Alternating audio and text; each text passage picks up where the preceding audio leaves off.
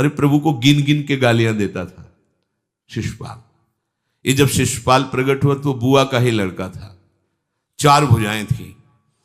तो इसके जन्म उत्सव के समय फिर श्री कृष्ण बलराम जी भी गए हुए थे।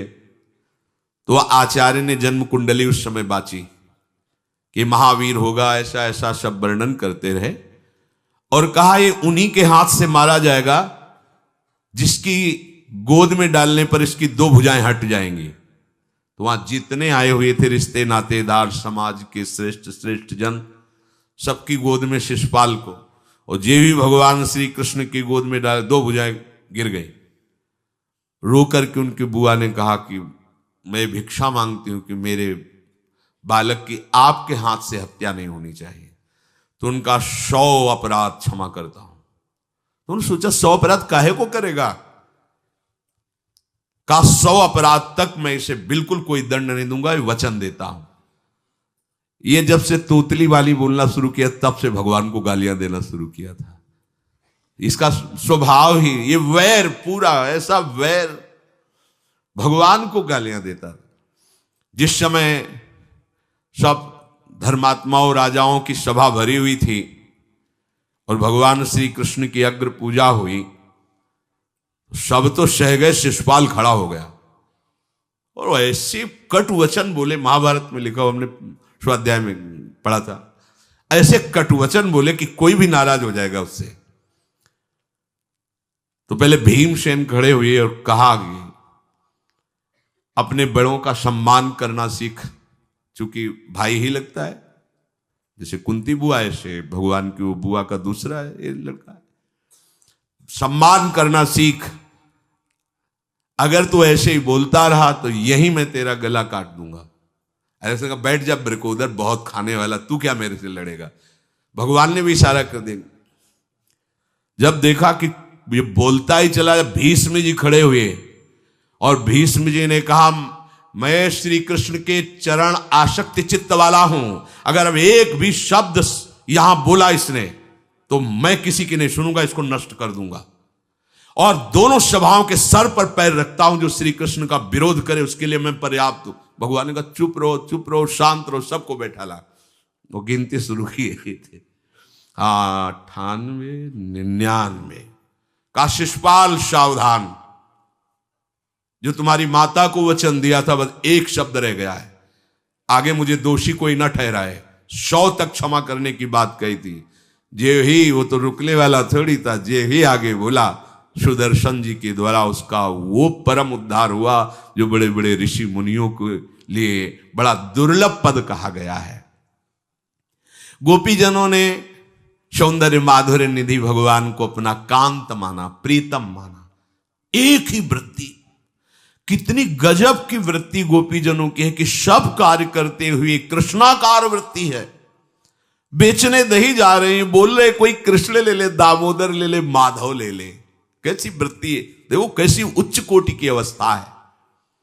किसी भी भाव से हमारे प्रभु से जुड़ जाए तो इच्छा द्वेष द्वंद्वों से वो मुक्त हो जाए। और जब तक ये ठीक है, ये बेठीक है, इस तरह के द्वंद्व तुम्हारे हृदय में बने रहेंगे, तब तक मूढ़ता रहेगी और उससे पतन होता रहेगा। संसार का संबंध दृढ़ होता है इच्छा से। बहुत सुंदर बात है, संसार का संबंध दृढ़ होता ही है इच्छा से। इच्छा खत्म, संसार का संबंध खत्म। कितनी बढ़िया बात है। पर हम भागे घूम रहे हैं इच्छाओं की पूर्ति के लिए। जब एक बता दिया कि समुद्र है भगवान, जो चाहिए इन्हीं से क्यों नहीं, पर इनसे मिलने के लिए भी तुम्हें शराब छोड़ना पड़ेगा, तुम्हें मांस छोड़ना पड़ेगा, व्यभिचार छोड़ना पड़ेगा, गंदे चिंतन छोड़ने पड़ेंगे। वो राजी नहीं हो तो करो पाप और चाहो सुख। ऐसा कैसे हो सकता है? यही है जीव की परेशानी, यही है। वो ये चाहते हैं कि हे संत महात्मा, हे भगवंत, हमको छूट दो, हम खूब गंदे आचरण करें और आप हमसे सेव संतरा रुपया पैसा ले लो और आप ऐसा आशीर्वाद दो कि हमारी उन्नति होती रहे, दुख न मिले, हमें सुख ही मिलता है। कभी स्वप्न में भी नहीं हो सकता। तब लग कुशल न जीव कहूं, सपने हूं मन विश्राम, जब लग भजत न राम कहूं, शोक धाम तज काम। ये दुखों का खजाना काम अर्थात इच्छा, इसका त्याग करके भगवान की शरण में होकर जब तक नाम जप नहीं करोगे, स्वप्न में भी तुम्हें विश्राम नहीं मिलेगा। और नाम जप एक गंदे आचरण करने वालों के हृदय में नहीं हो सकता। नाम परम पवित्र है। ये तभी होगा जब आपका खान पान सात्विक हो, आपका वातावरण सात्विक हो, आपका बोलना उठना बैठना सब सात्विक हो, तब नाम भगवान कृपा करेंगे आपकी जिह्वा। फिर कौन सी इच्छा रह जाएगी, कौन सी इच्छा रह जाएगी? अरे आप विश्वास कीजिए, ये जितनी इच्छाएं हैं सब स्वाप्निक हैं। जब आप सच्चा विवेक धारण करेंगे तो आपसे पूछा भी जाएगा कि जबरदस्ती केवट से कह रहे ले लो, वो कह रहा आप कछुनाथ न चाहिए मोरे, नहीं चाहिए। प्रहलाद जी कह रहे हैं वरदान मांगो, हमारी आज्ञा का पालन करो, तो कह रहे हाँ आपकी आज्ञा का पालन करता हूं, हे नाथ मुझे यही वरदान दीजिए कि आपसे भी कोई इच्छा न रहे। ये वरदान मांगा कि आपसे भी कोई इच्छा। आप सोचो क्या है ऐसा भागवतिक रस कि जिसको वो मिला तो भगवान से भी कह देते। और भक्त तो बड़े विचित्र विचित्र है, वो भगवान से कहते तुम्हारी इच्छा क्या है प्यारे, बोलो हम पूर्ण करते हैं। तुम्हारी इच्छा क्या है, हमारी तो कोई इच्छा ही नहीं, आप बोलो आपकी इच्छा क्या है, आप क्या चाहते हो, मैं कैसे आपको रिझाऊं। ये जब कामना को लेकर के मनोवृत्ति का प्रवाह संसार की तरफ होता है, तब ये कामना ही हमें राग द्वेष में बांध देती है। जो महापुरुषों ने उपासना करके शास्त्र स्वाध्याय करके अनुभव किया है, उसे ध्यान से सुनो। इच्छाओं से बचने का उपाय, इच्छा ही आपके बंधन का कारण है, इच्छा ही जन्म मरण का कारण है। इच्छाओं से बचने का उपाय, कर प्रमाद मत बनो आलसी, करो सुचारु रूप से काम, अपना काम स्वयं करने में लाज बड़प्पन तजो तमाम।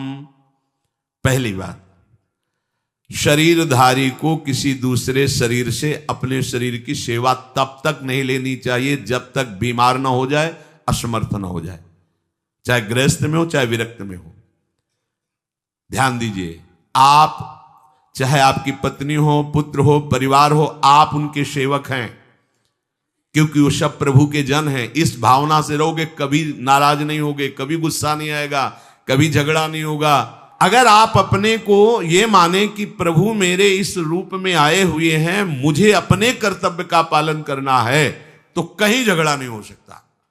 तुम जो कर रहे हो तुम्हारा कर्तव्य, हमारा कर्तव्य है कि हम पति पुत्र परिवार आदि जो भी है, ये हमारे भगवान का स्वरूप है। मैं आप समझो वही भगवत साक्षात्कार, पर ऐसा कौन मानता है? अच्छा, साधु वेश में ये जरूर सावधानी रखनी चाहिए, ध्यान देकर सुनिए। जब तक आपका शरीर स्वस्थ है, आप किसी से किसी भी प्रकार की सेवा स्वीकार न करें। भिक्षान्न के सिवा कोई भी सेवा स्वीकार न करें। अपने शरीर की सेवा तब तक करें जब तक आपका शरीर असमर्थ नहीं हो जाता। असमर्थ हो गए तो फिर हरि ही करें आकर स्वयं, या किसी को भेज दें, उनके बस की बात है। देखो माधवदास बाबा की लंगोटी स्वयं श्री ठाकुर जी महाराज धो रहे हैं। तब तक हमने अपने बड़े संतों को देखा है, बिल्कुल किसी भी तरह की कोई सेवा नहीं स्वीकार करते। अपनी दिनचर्या अपने हाथ से, अपने शरीर की पूरी। आपको क्या हो गया है? आप भी वैसे ही चलो जैसे गुरुजन चले हैं, भिक्षान्न के सिवा। आप अपनी किसी भी तरह की सेवा किसी से मत करवाइए।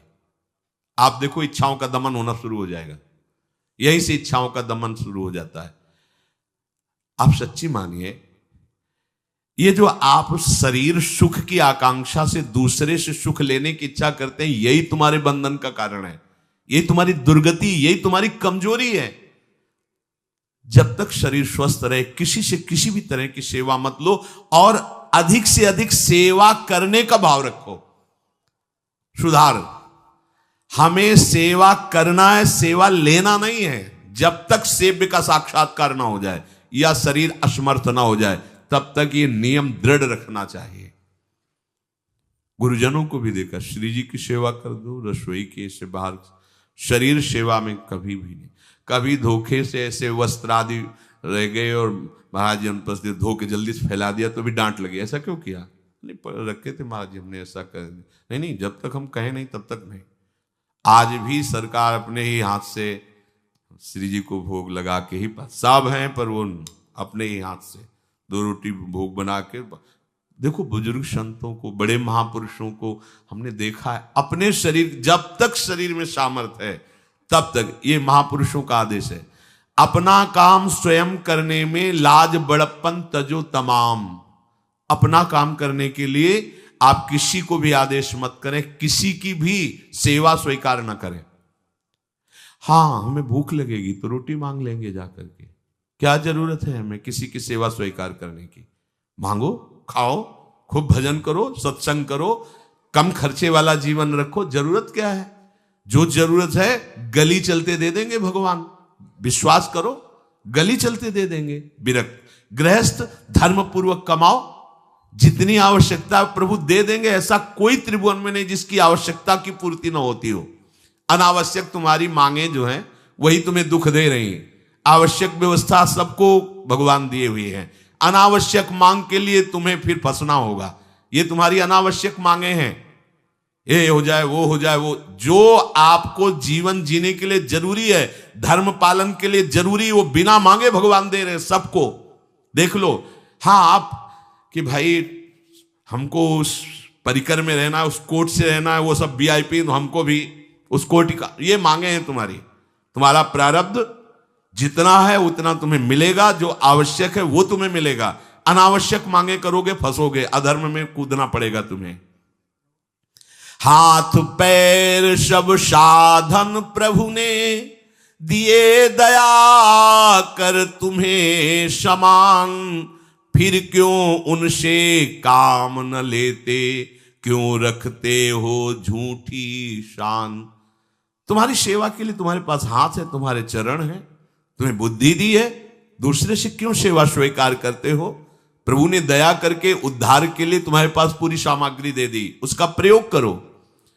तन मन दोनों का हित करता, निश्चय शारीरिक श्रम युक्त। देखो ये है, जिसने अपना परम मंगल ठाना है वो शरीर को कभी प्रमाद में नहीं रखता, चाहे गृहस्थ हो चाहे विरक्त हो। ये आलस्य प्रमाद किसी के लिए भी ठीक नहीं है। नियत समय तक सो जाओ, इसके बाद खूब मेहनत करो, चाहे गृहस्थ हो चाहे विरक्त।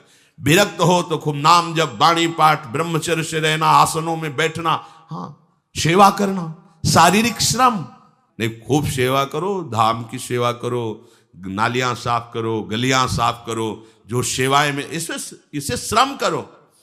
ब्रह्मचर्य पचाने के लिए श्रम भी तो होना चाहिए। श्री जी की प्राप्ति के लिए मन वचन कर्म से श्री जी के चरणों का आश्रय लेकर के जितना आप अन्न डालते हो उतना आप इसका प्रयोग करो शरीर का। इससे ममता मत रखो।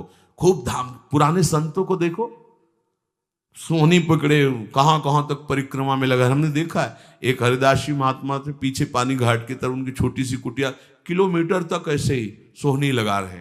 वृद्ध वृद्ध महात्मा सेवा करें। अपने लोग जवान महात्मा होकर, शरीर स्वस्थ होकर, बेइज्जती सम, अगर सोहनी पकड़ के खड़े हो जाओगे गली में तो आपको लगेगा अपनी बेइज्जती हो रही है। वाह, कितनी बड़ी इज्जत है हमारी। स्वामिनी के महल की वीथियों में सोहनी लगाने में तुम्हें बेइज्जती लग रही, और आचार्य चरण याचना कर रहे हैं। यत् किंकरीषु बहुशा खलुका कुवाणी नित्यम परस्य पुरुषस्य शिखंड मौले तस्या कदापि रसनिधेर वृषभानुजायास तत्केलि कुंज भवनांगण मार्जनीश्याम। लाडली जो ऐसी कृपा करो कि आपके वृंदावन धाम में कहीं सोहनी लगाने वाली, पोछा लगाने वाली मैं बन जाऊं। मांग रहे हैं। एक से कहा भैया चाहे जितना बुरा प्रारब्ध हो, यहां जो भगत आते हैं उनके जूते साफ कर दिया करो, प्रारब्ध खत्म हो जाएगा। भाई आप समझो ये वो दवा है जो बेजोड़ है, इसे कोई काट नहीं सकता। अच्छा अगर ऐसे न समझो तो हम आपको समझा रहे हैं। गुरुद्वारे में चले जाओ, चाहे जितना बड़ा अधिकारी हो, सबसे पहली जोरी सेवा यही होती है, पादुका की सेवा करो। समझे में नहीं आ रहा तुम्हें? अरे जिसे हम हंसते हंसते कह रहे हैं वही तुम्हारे बंधन काटने का कारण बन जाए, यदि मान लो बात। पर वो हम जूता साफ करेंगे नहीं। मन से हम कितने गंदे हैं ये हम नहीं देख पा रहे हैं। वो तो बाहर वृंदावन की रज उनमें पादुका में लगी। छोटी मोटी बात नहीं है। पादुका जो रखी है ये बंधनी है, आप इनको ऐसे साधारण जूते मत समझना, ये रज में चलते। एक दिन एक ब्रजवासिनी माई रोटी रखे, उसके ऊपर पादुका रखे, एक हाथ में लाला लिए और एक हाथ में जल का ऐसे लिए जा रहे, उनका अभ्यास ऐसा। अब पादुका पहन के चलने में परेशानी होती थी, तो कोई एक संत थे और बाहर से आए हुए थे, वो हंस दिए कैसे बावरी रोटी के ऊपर जूता लगा। ऐसे मतलब कितने साल हो गए ब्रजवास करते हुए, वह कई वर्ष हो गए। अरे वो जूती नहीं है जो साधारण जूती है, वृंदावन बरसाने की रज लगी हुई, इसमें ये रज लगी हुई है, तुझे रज नहीं दिखाई दे रही, जूती दिखाई दे, क्या ब्रजवास कर रहा है, डांट के चल दी। ये समझो, हम कहें कि जूती साफ करो तो हम जूती साफ करेंगे, और ये है कौन सी जूती साफ में, क्या रज है। वृंदावन बरसाने सब जगह घूमते रहते हैं ये महाभागवत जन। अगर इनकी ये गृहस्थ विरक्त मत देखो, सब लाडली जी के लाडले हैं जो यहाँ आए हुए हैं। अगर हम उनकी पादुका साफ करेंगे तो हमारा हृदय साफ हो जाएगा, पर कोई मानता कहाँ है।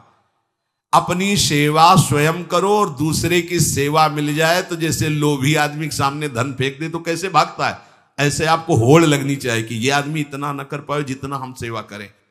परमार्थ में शरीर पोषण नहीं, परमार्थ में शरीर की धज्जियां उड़ानी है, अहंकार की, देहाभिमान की। राखे अपने को सदा भगवत सुमिरन लीन, सुने न जग के दोष गुण, करे न चित्त मलिन। सदैव अपने को ये देखता रहे कि प्रभु का सुमिरन चल रहा है कि नहीं अंदर। ये बहुत बड़े काहे की परेशानी, हम तो यही समझ नहीं पा रहे कि इतनी झंझटें लेकर कैसे घूम रहे लोग। अगर हृदय में राधा राधा चल रहा है, आप व्यापार कर रहे हो, नौकरी कर रहे हो, गृहस्थ हो, विरक्त हो, जो भी, अब आपको चिंता क्या होनी चाहिए। देखो ना, थोड़े दिन ऐसे चल के देखो, हर कार्य बहुत अच्छा होता है जब भगवत सुमिरन पूर्वक आप एकाग्रता पूर्वक कार्य करेंगे, हर कार्य में आपको आनंद आएगा। पर वो तो शरीर पोषी, जैसे आग जलने में फफोला पड़ जाता है ना, उसको बहुत संभाल के रखते हैं, ऐसे देहाभिमानी साधक भी होते हैं। कोई कोई इतना शरीर को सजा के, इतना संभाल के कि लगता है यही भगवत प्राप्ति है इनकी, कि इनके शरीर बिल्कुल ऐसे नहीं। संतों ने देखो ना कैसे अपने शरीर के राग का त्याग किया है, गुरुजनों की आज्ञा में तत्पर होकर धज्जियां उड़ा दी देहाभिमान की, तब उनको परम पद प्राप्त हुआ है। अपने शरीर का राग रखने वाला परमार्थ में कैसे चल सकता है। कब तक फंसे रहोगे विषयासक्ति वासना में हो दीन, अरे कब तक मन में भरे रखोगे दुर्विचार दुर्भाव मलिन। जिन भोगों के लिए हो रहे तुम लालायित सुखमय जान, यही घोर दुख उपजाएंगे, बढ़ जाएगा अज्ञान। इसलिए छोड़ो सब आशा ममता आसक्ति कामना मद अभिमान, एकमात्र शरणागत होकर भजो निरंतर राधे श्याम। प्रभु की आसक्ति हृदय में धारण करो, यही समझ में नहीं आता। चले हो राग त्यागने के लिए, पोषण कर रहे हो शरीर राग का, कैसे बात बने। चलो कोई विषय संसारी है तो लगता है अभी बेचारा है। आप लोग बेचारों की लाइन में थोड़ी हो, आप लोग बेचारों की लाइन में नहीं हो। आप जितने भी, चाहे गृहस्थ हो चाहे विरक्त हो, धाम आ गए हो, दीक्षा ले ली है, शास्त्र स्वाध्याय करते हो, सत्संग, आप बेचारे हो, आप भगवत पार्षद हो। पर आप अपने स्वरूप को समझो, ये अंदर की बातें सुधारो। आगे कह रहे हैं कि सुने न जग के दोष गुण, करे न चित्त मलिन। अपने भगवत चिंतन में मगन रहो। कोई तुम्हें यदि किसी की निंदा आदि सुनाने लगे तो उसे मत सुनो। पूछे कछु कछुए कहे, को आए के पास, सुन ले कछु बोले नहीं, सब ते रहे उदास। पर निंदा पर दोष के कथन सुनन में लोग, जो आनंद अनुभव करें तो लहे नरक के भोग। तुम्हारे पास आकर कोई तुम्हें दूसरे की निंदा सुना रहा है और अगर तुम्हें हर्ष हो रहा है, कैसी बात, कोई नामदाता सदगुरु की निंदा करे, तुम सुन लिए, कैसे तुम्हारे इस पाप का प्रायश्चित होगा?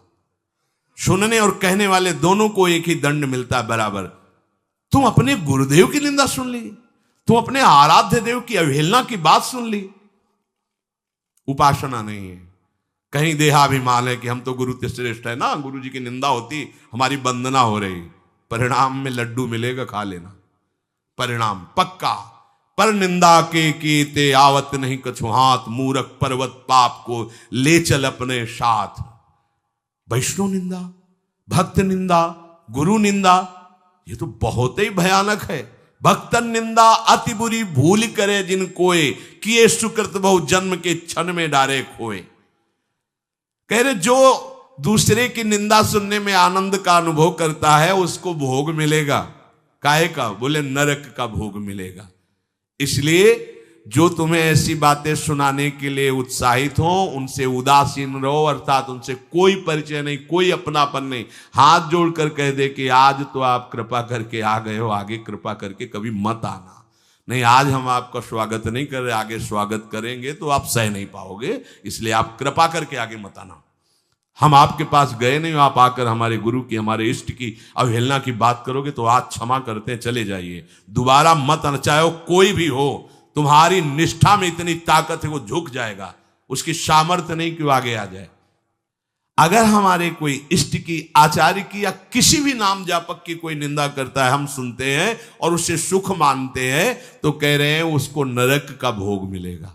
नहीं, हमें जिस मार्ग में चलना है, हमें अपने आराध्य देव की प्रति प्रीति प्राप्त करनी है। और प्रीति प्राप्त होती, कोई भी राम कृष्ण हरि शिव बोले, सबके चरणों में हमारा नमन है, सबकी चरण धूले हमारे माथे पे। निंदा करना, अरे सब जगह भगवान है, ये बात देखने के लिए तो हम चले, हम निंदा स्तुति। अगर कोई हमारा मित्र बनता है, हमारा निज जन बनता है और हमको हरि गुरु इष्ट आदि की किसी भी तरह की कोई निंदा, हमें बिल्कुल बर्दाश्त नहीं करना चाहिए और दूरी बना लेनी चाहिए, कभी उससे संभाषण नहीं करना चाहिए। कहे न अपनी बात कछु, सुने न पर की बात, एक निष्ठ प्रभु में रहे, बसो सदा दिन रात। अपने हृदय की भक्ति की बात सहसा किसी से ना कहे और ना किसी की बात सुने, क्योंकि हमें अपनी आचार्य निष्ठा, गुरु निष्ठा से चलना है। आप अपनी निष्ठा से चल रहे हो, हमारे काम की है नहीं, क्योंकि अब हम बदलने वाले हैं नहीं, तो तुम्हारी निष्ठा से हम में कोई परिवर्तन होने वाला नहीं। और हम अपनी निष्ठा के बाद तुमसे इसलिए नहीं कहेंगे कि वो तो इष्ट मिले और मन मिले, मिले भजन रस रीति, तब वो बात कहनी चाहिए, ऐसा किसी से नहीं। तो क्या करे, एक निष्ठ होकर अपने आराध्य देव में दिन रात लगा रहे।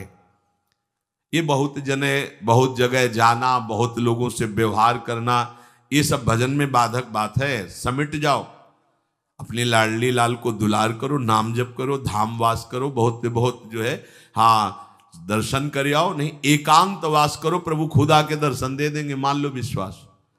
अगर आपका भजन ठीक चल रहा है, सही मार्ग चल रहे हो, तो दर्शन वाली बात ही हट जाएगी, क्योंकि फिर वो समा जाते हैं, हृदय में समा जाते हैं, नेत्रों में समा जाते हैं, मन में समा जाते हैं। आनंद की उमगन में कभी गए, आंख लड़ा ली प्रभु से, नहीं तो आंखों में ही बसे रहते। पी मूर्ति नयनन बसे, ते ही रस रहाए समाए।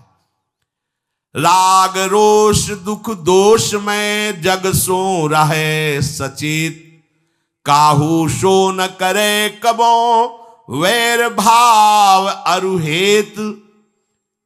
कोई इच्छा न रखो तो तुम्हें कभी क्रोध नहीं आएगा। इच्छा राग ही द्वेष को उत्पन्न करती है। इन दोनों से सचेत रहो, ना किसी से तुम्हारा द्वेष होने पावे न राग। कभी किसी से किसी भी तरह अगर झगड़े का, लड़ाई का अवसर आता है तो हाथ जोड़कर निकल जाओ, झगड़ा मत करो। उससे ये होगा कि आपकी वृत्ति बच जाएगी, नहीं तो वृत्ति द्वेष पूर्वक बार बार उसका चिंतन करेगी जब भजन में बैठोगे, और उसके प्रति अशांति, जलन पैदा हो जाएगी। सब सो न्यारो होई रहे, पर खारो हु नहीं होए, सबकी सब कुछ सहे नीति, वो प्रभु को प्यारो होए।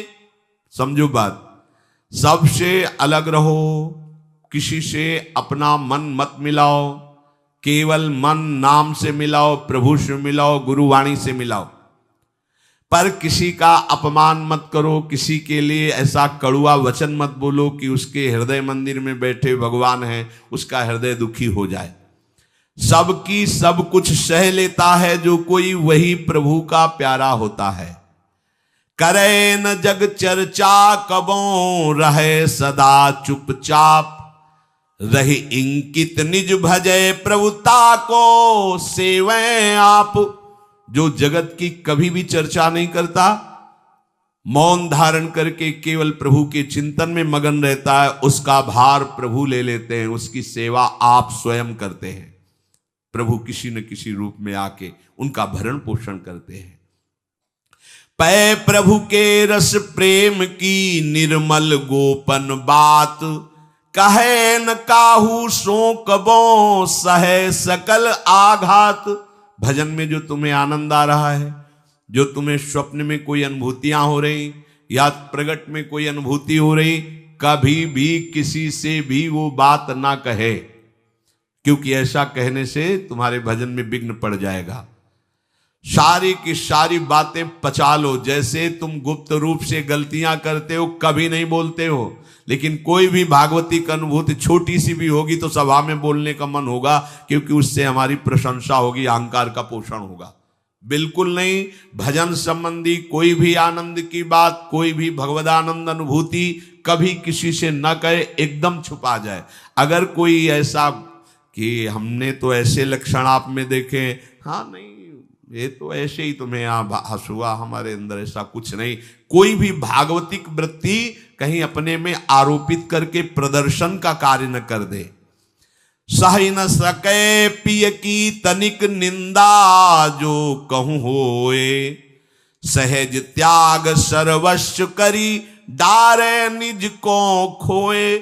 यदि अपने आराध्य देव की कोई निंदा कर रहा हो तो वहां सहन न करे। सही न सके पिय की तनिक निंदा, जो कहूं होए। संत शंभु श्री पद अपवादा, कही सुनी तास मर्यादा, काटी जीव तासु जो बसाई, श्रवण मुनि न चले पर आई।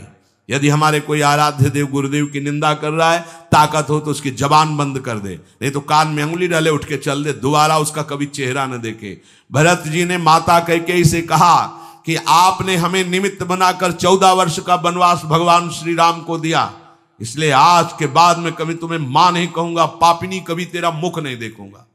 भरत जैसे भगवान के अवतार परम पवित्र माता कैकेयी के लिए ऐसे कट वचन बोले, आज के बाद कभी मां नहीं कहूंगा, है पापिनी तेरा कभी मुख नहीं देखूंगा। ये जो हमारे इष्ट की निंदा कर दे, हमारे गुरुदेव की निंदा कर दे, हम उसे आदर देंगे, हम उसको बात सुनने के लिए बैठा लेंगे। हाँ और बाओ, हमें और गंदा करो। सहज त्याग सर्वस्व करी, डारे निज को खोए। अपने अपनत्व को अपने आराध्य देव में सहज समर्पित कर दे। या जग में जाके हृदय ऐसो प्रेम समाए, हरिता को अति चाव सो रखें सदा अपनाए। इस जग में जिसके हृदय में ऐसी निष्ठा होती है, तो हरि उसे अपना मान करके फिर स्वयं उसका भार लेकर इस संसार में रखते हैं, अर्थात उससे वही कराते हैं जिससे जग मंगल होता है। निर्मल या प्रभु प्रेम की महिमा कही न जाए, अति प्रेमी जो श्याम को हरि ही नित्य बसाए। दुख में संतत सुख लहे, सो आवे यही बाट, नाहित क्यों रचना करे, कपट नरक को ठाठ। जो निर्मल भगवत प्रेम है उसको कहा नहीं जा सकता, वो अनिर्वचनीय है। ऐसे निर्मल प्रेमी महात्मा के हृदय में श्याम सुंदर निरंतर वास करते हैं। इस निर्मल प्रेम को जिसे प्राप्त करना हो तो कमर कस ले, दुख का मार्ग है, इसमें दुख में चल करके महासुख में पहुंचा जाता है। कह रहे दुख में संतत सुख लहे, सो आवे यही बाट। भारी से भारी विपत्ति, अपमान, तिरस्कार में भी जो सुख का अनुभव करते हुए भगवत भजन करते रहते हैं, वो जाते हैं उस महासुख परमानंद में। नहीं तो कह रहे हैं नाहित क्यों रचना करे, कपट नरक को ठाठ। फिर ये बातें बनाने से नरक ही मिलेगा, भगवत प्राप्ति नहीं होगी।